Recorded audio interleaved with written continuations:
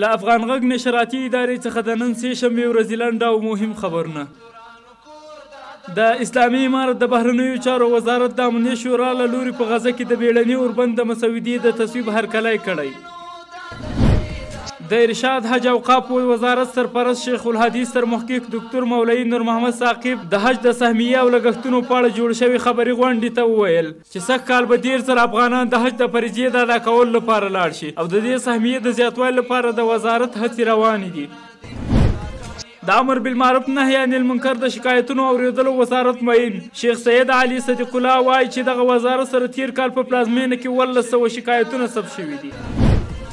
د نورستان کونړ 115 کیلومتره سړک په اساسي ډول رغول کیږي. د نورستان ځایي چارواکي وایي چې د دغه سړک د رغولو لپاره بودیجه منظور شوې او په اساسي ډول به جوړ شي.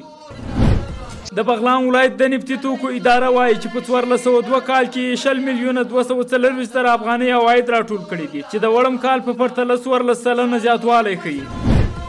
د کابل د هوایي ډګر له 4 لارې څخه د کابل جلال آباد سړک د ګمرک تر سیمې پورې د نوي نښلوونکي سړک د جوړولو په وړاندې د خنډونو او تر استملاک لاندې ملکیتونه د ویجاړولو او پاکولو چارې پیل شوي.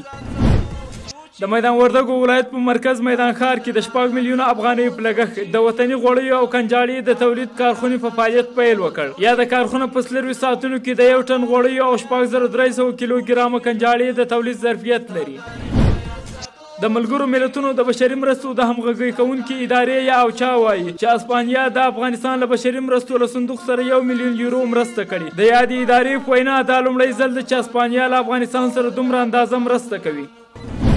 پرون د تورخم له لارې 12 د قندهار له لارې 21 د پکتیکا د انګور اډې له لارې 1 د اسلام کلا له لارې 8 او د ورېښمو پلو له لارې 50 کورنۍ هېواد ته راستنې شوي. دغه راز 206 راستنو شویو ته وړیا سیم کارټونه ویشل شوي او 2 کورنۍ خپلو سیمو ته لېږدول شوي دي.